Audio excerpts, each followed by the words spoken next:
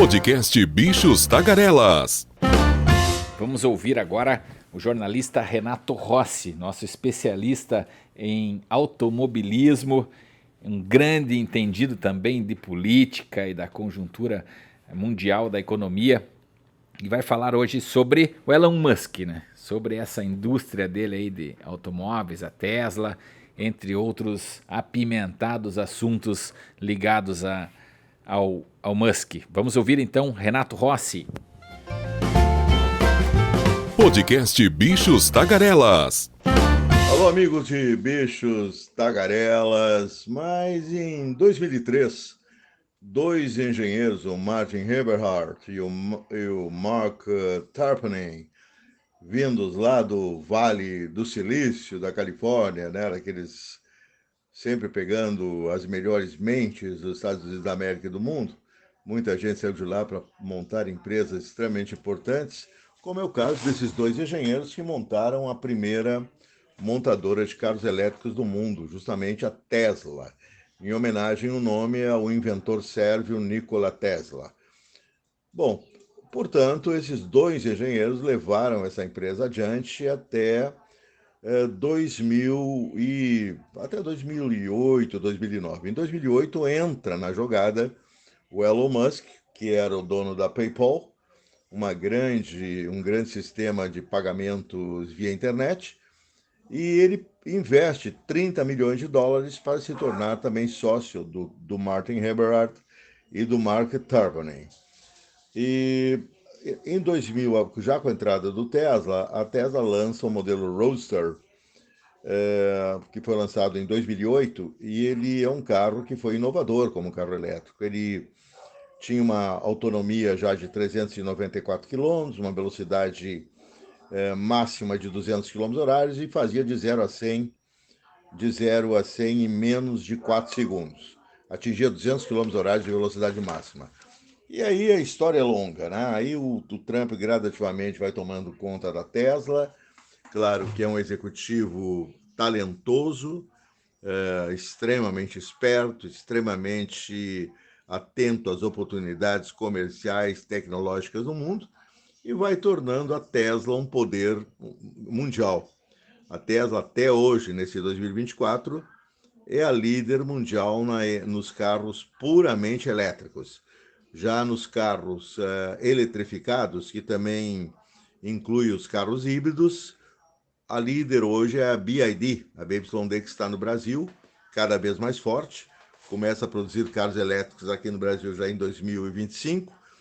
Terá capacidade anual de até 200 mil unidades, a mesma capacidade que tem a sua rival na China e no Brasil, que é a Great Wall Motors, GWM, que também é outra potência, as duas com fábricas, a Great Wall com fábrica em Iracemápolis, ela reformulou totalmente a fábrica que foi da Mercedes-Benz, e a BYD com a fábrica lá em Camaçari, na Bahia, que foi da Ford, a Ford Fujona, que saiu do Brasil sem mais nem menos, culpando o sistema do Brasil, os operários do Brasil, a falta de produtividade, pela grande prejuízo que eles tinham, alegado prejuízo de 200 milhões de dólares por ano. Não foi isso, né, dona Ford?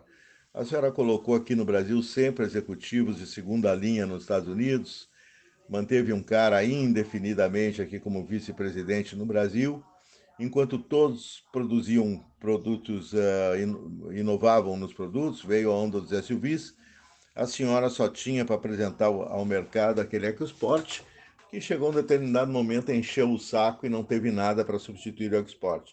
Mas aí a Ford já estava enterrada no Brasil. Sobrou essa grande fábrica que eu visitei várias vezes, ficava sempre impressionado, primeiro com a tecnologia, com as grandes prensas, até silenciosas, e com toda a robótica que essa fábrica tinha, né? Mas produzia carros, convenhamos, de estatura tecnológica mediana, né? O carro Ducato, Fiesta, da própria Export, que poderia ter sido um produto melhor numa segunda geração e não chegou à segunda geração. E agora os chineses lá, né, espertíssimos, compraram a fábrica, também reformularam e vão ter uma enorme capacidade de produção. Por que que eu estou falando nos chineses? Porque os chineses estão pressionando a marca norte-americana. Os chineses querem, principalmente a BYD, ela tem uma questão de honra de ser a primeira do mundo também nos carros puramente elétricos. Ela está cada vez mais próxima da Tesla. A diferença de unidades está daqui a um pouco se contando nos dedos. E a BYD pode ultrapassar a Tesla, que não vai bem nesse momento no mercado mundial. Ela pode ultrapassar a Tesla ainda até o final de 2024. Aí será a grande vitória da indústria automobilística chinesa. Sem dúvida nenhuma, essa indústria que se dedicou nos últimos 14, 15 anos somente à produção de veículos elétricos, uma produção fartamente subsidiada pelo governo comunista da China, que também é um governo que não está preocupado em comer criancinhas, né? Está preocupado com o poder econômico, né? A China é uma grande potência econômica, tem problemas enormes, né? O maior problema da China é não se desvincular do carvão como gerador de energia para o país, embora grandes esforços sejam feitos. Mas hoje quem chega numa cidade como Beijing, como outras grandes megalópolis, sente primeiro algo estranho. O país é silencioso. Por quê? Porque já tem milhões de carros elétricos em circulação. A meta da China é até 2025 ter mais de 60 milhões de carros elétricos circulando. Ou seja, isso já está tendo um impacto positivo no meio ambiente. A Tesla, ela era até pouco tempo atrás, isso aí para a Tesla era fantástico, porque uma empresa norte-americana era líder do mercado chinês em carros elétricos. Mas convém lembrar que o Elon Musk é muito amigo do Xi Jinping. Em termos de negócio, o Elon Musk não tem bandeira, né? Ele não é esquerda, nem direita, nem centro, nem fundos, nem altos. Ele é pragmático. O chinês subsidiaram grande parte dessa giga fábrica, ele denomina suas fábricas de giga, porque realmente são fábricas monstruosas. E ele produz, essa fábrica tem capacidade de produção de até 2 milhões de veículos anualmente, para vocês verem o tamanho da fábrica. E ele tem produzido aí uma média de 1 milhão. Tesla 3, Tesla Y, Tesla X, uma série de modelos que fazem sucesso na China. Mas o Musk, eu só estou falando, não estou falando nem do primo dele, o Alexandre Moraes, né, que são parentes muito próximos. Eu estou falando só da atividade industrial dele. Realmente ele tem um valor muito grande nessa parte industrial de ter feito fábricas altamente tecnológicas, inclusive em associação com uma grande fabricante italiana de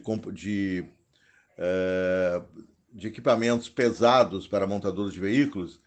Ele mandou construir uma giga também, tudo é giga, né? Uma mega prensa totalmente eletrônica, totalmente comandada pela inteligência artificial, que é capaz de moldar um carro da Tesla em 3, 4 minutos. Ele fecha uma carroceria num tempo recorde. Por isso que a Tesla tem uma capacidade de produção tremenda numa velocidade muito grande.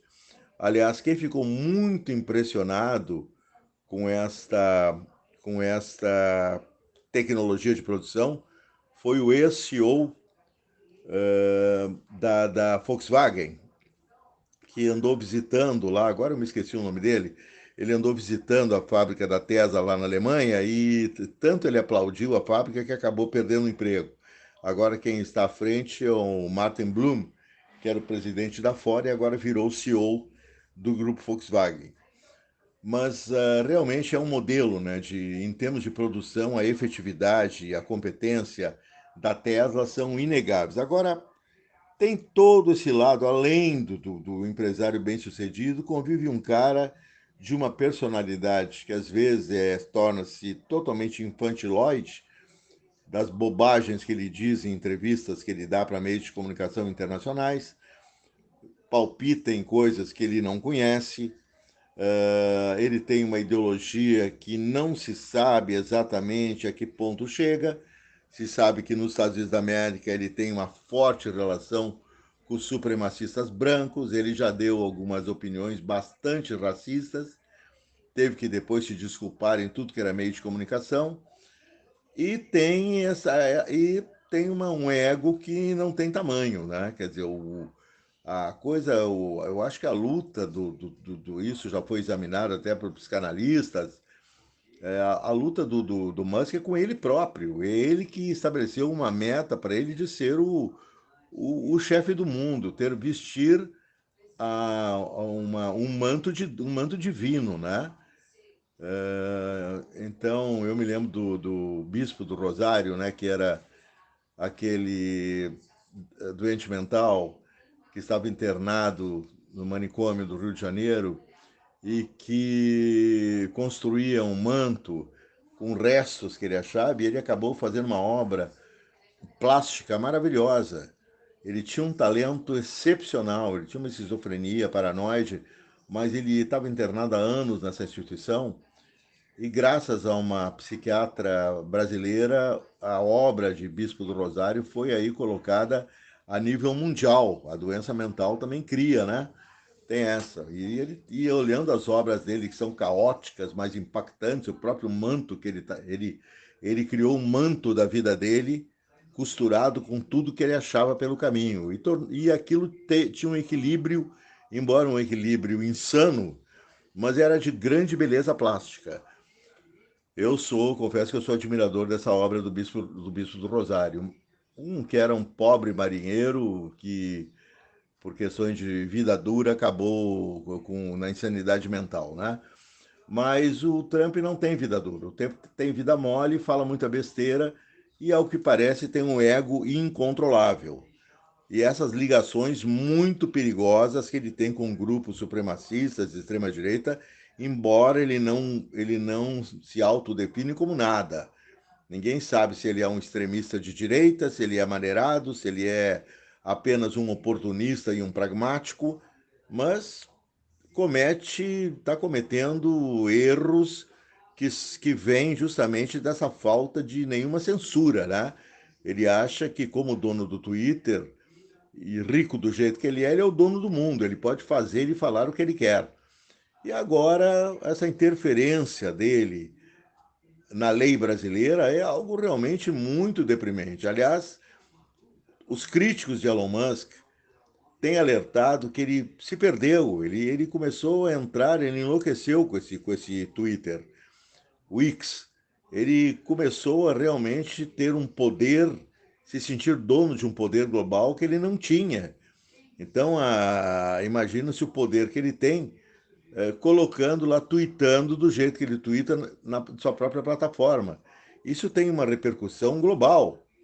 Isso deve fazer muito bem para o ego deturpado que ele tem. Então, os críticos e aqueles que estão alertando que, enquanto ele se perde pelas tabelas nessas brigas inúteis, que não são dele, ele deixa de administrar bem e dá mancadas incríveis na Tesla. E ninguém contesta ele na Tesla também. Por exemplo, tinha toda uma equipe dentro da Tesla que não queria que ele produzisse o caríssimo Cybertruck, a picape da Tesla que mais parece um veículo espacial que se perdeu no espaço, que não aterrissou em lugar nenhum e está por aí pairando. De tão exótico, estranho e feio também que é o design da Cybertruck. E o cara acha que essa Cybertruck dele é uma maravilha, tem um preço altíssimo. Custa mais de US$ 100.000 a unidade no modelo mais sofisticado, que tem motor que chega a alcançar mais de 600 HPs, tração 4x4. Ela é feita toda de aço inoxidável, que não é um metal apropriado para a indústria automobilística. Por exemplo, ele não admite nenhuma famosa chapeação, que se diz aqui no Brasil, né? Ou seja, na questão da colisão, ele não pode ser nem consertado. E ele botou bilhões nesse plano do Cybertruck. O Cybertruck não está vendendo em principais mercados mundiais como ele queria. Por exemplo, é um fracasso de vendas na China. Já está no mercado, não está aqui para nós. Aqui já chegaram algumas unidades, sendo vendidas a mais de R$ 2 milhões lá em São Paulo, onde tem uma importadora que importa carros da Tesla. Então ele não ouviu ninguém, ele segue pelo caminho dele.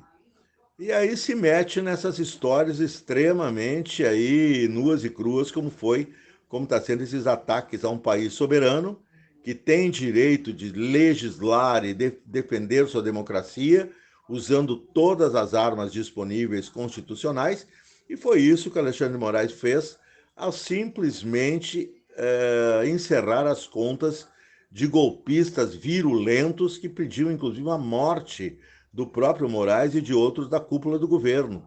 Você sabe que essas induções à morte, elas acabam tendo resultados terrivelmente negativos. Tem gente que vai lá e segue as orientações.